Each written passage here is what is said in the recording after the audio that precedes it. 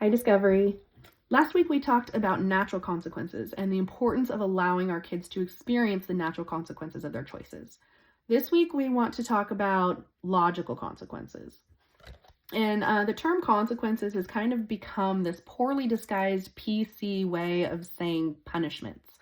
And in positive discipline, we don't use punishment. Punishments work in the short term, right? Punishments are very good about bringing in the desired behavior that we want to see from our kids.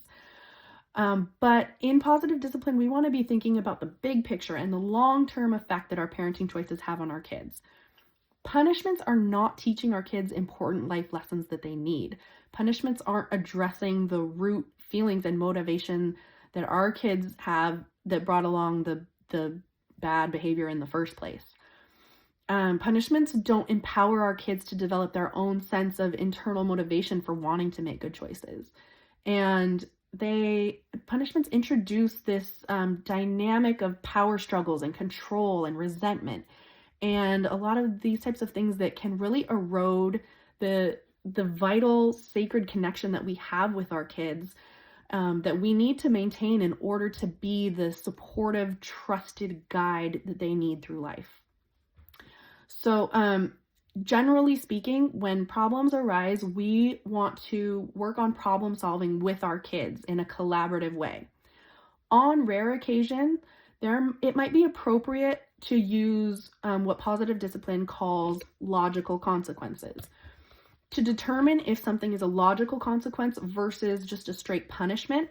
A logical consequence needs to meet 4 criteria. It has to be related to the situation at hand.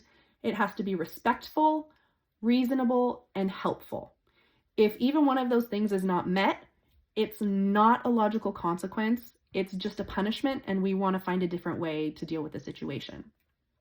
So when your kid does something bad, something that makes you go, whoa, not okay. I need to give you a consequence so that you learn that you can't do that. That is not okay. Pause for a minute, take a beat, and run through that checklist. Is the consequence that you are thinking of imposing related to the situation at hand? A lot of the kind of go-to punishments that parents tend to use, things like you're grounded, no screen time, no dessert, are things that are just sort of taking away something that our kids like in hopes that that will bring them in line, and, out of fear, they won't ever do that again. But if they're not related to what happened, so it's not teaching them anything about the situation. So if it's not related, it's not going to be a logical consequence. Is it respectful?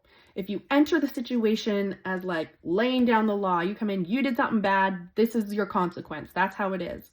That's not going to feel very respectful for your kid. If you can approach it with an openness, with empathy, and trying to understand their feelings and their motivation that led them to this place in the first place, then you're on the right track. If the consequence is reasonable, if your child in an angry fight with their brother threw a toy at them, it's not reasonable to say, okay, I can't trust you with your toys. You're not safe. I'm taking them all away. You can't have any more toys. That's a little extreme, right?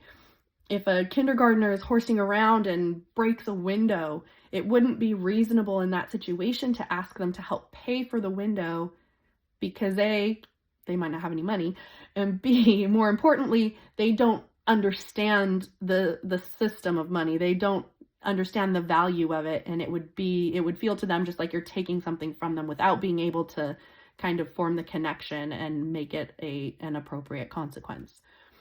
And then lastly, is it helpful? Is it actually fixing whatever went wrong in the first place? Is it helping your child develop skills that will allow them to deal with it differently next time? If those 4 criteria are met, then maybe it is an appropriate time to use a logical consequence.